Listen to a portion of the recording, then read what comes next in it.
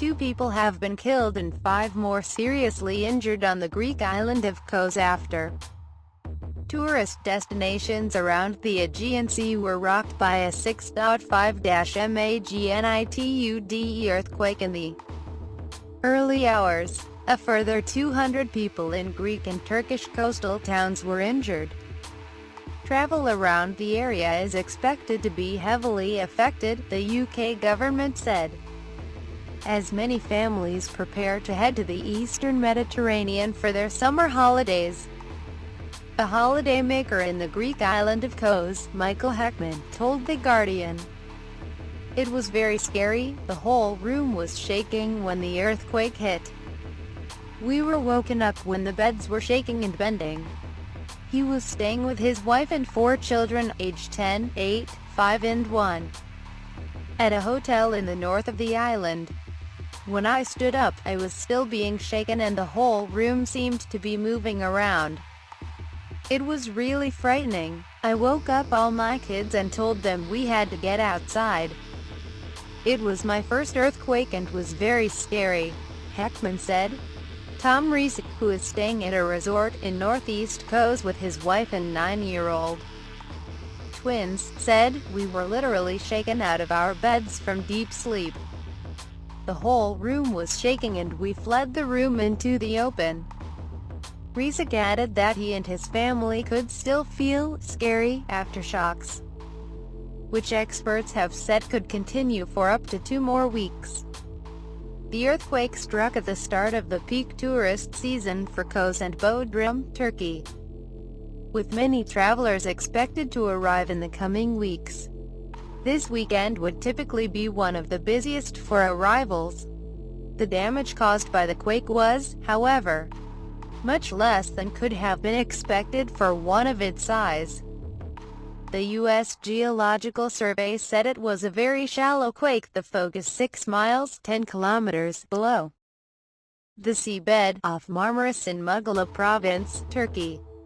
Report, the German-led consortium managing 14 regional airports in Greece, said Kos Airport was operating only with slight delays and these should lessen during the course of the day. It said the airport's runways and buildings had all been extensively checked for possible damage.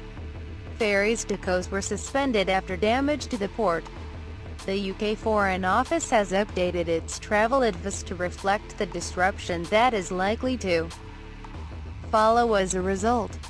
The epicenter was just 6 miles south of the Turkish resort of Bodrum and 10 miles from Kos. One of the dead was identified by the Turkish government as Sinan Kurdoglu, while the other man was a Swedish national. They were killed when the ceiling of a bar in the center of Kos town collapsed. 5 other people in the bar, 2 Swedes, 2 Greeks and 1 Norwegian, were seriously injured and flown to Crete for medical treatment. One is reported to have sustained extensive leg injuries. The quake, the second exceeding magnitude 6 to hit Greece's coastal region bordering Turkey in recent weeks, produced more than 100 aftershocks. A second tremor measuring 5.1 struck 16 miles south of Leros. After the initial earthquake at 1:53 a.m. local time, 3 further tremors measuring 4.6, 4.5 and 4.7 followed. Television footage from Mughal province showed hundreds of people abandoning their buildings and waiting on the streets, as others ran away from buildings on roads. Efthymios Lekas, Greece's top geology professor, said Kos should expect to be rattled by aftershocks for up to 2 weeks. He added that for an earthquake of such magnitude, the damage had been very limited.